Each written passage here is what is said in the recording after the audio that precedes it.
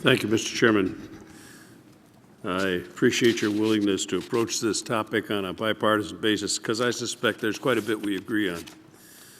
Post-acute care is really a broad clinical term for all the activities that come after the acute incident or acute hospitalization. Your health is stable, and the question is, what do we do with you now? It's something everyone in this room will have or has had at some point a chance to deal with. It can be messy. It's sometimes the road to the end. My experience with my parents living to 97 and 93 is I had quite a bit of time to operate in this area. And when I came to Congress, there was a group of about 9 of us who would meet at the back of the floor when we got off the plane from the West Coast and discuss our experiences over the weekend of dealing with the problems of our parents' post-acute care. There's no manual for this. You find yourself stumbling around trying to navigate a system while you watch someone you love declining. We'll all want the same thing for our parents and any other loved ones who we have in this situation. It's the best care possible.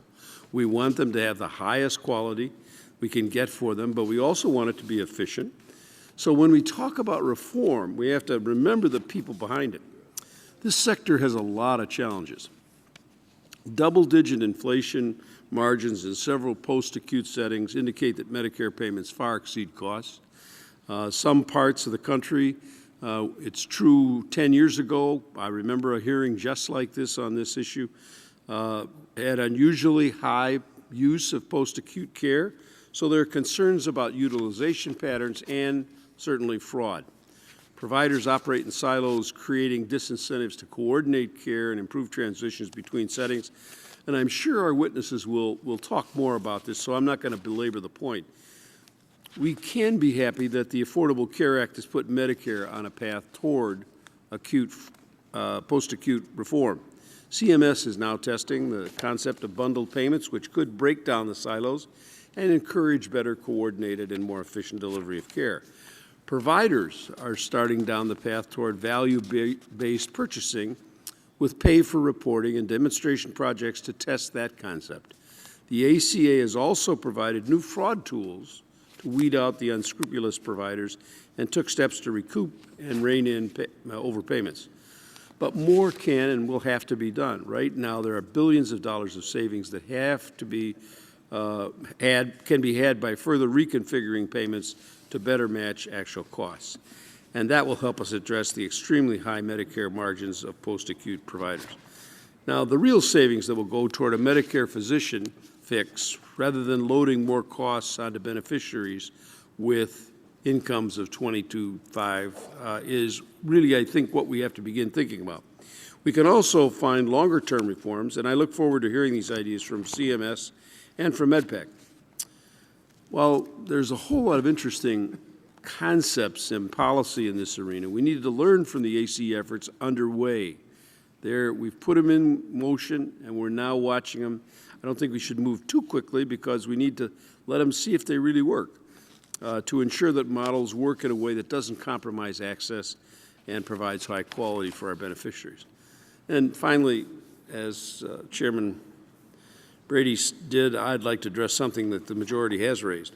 While we agree on the need for post-acute reform and much of the problem, I have to take issue with the notion that Medicare is broke and that post-acute reform is the simple fix. There is no simple fix to the question of increasing health care.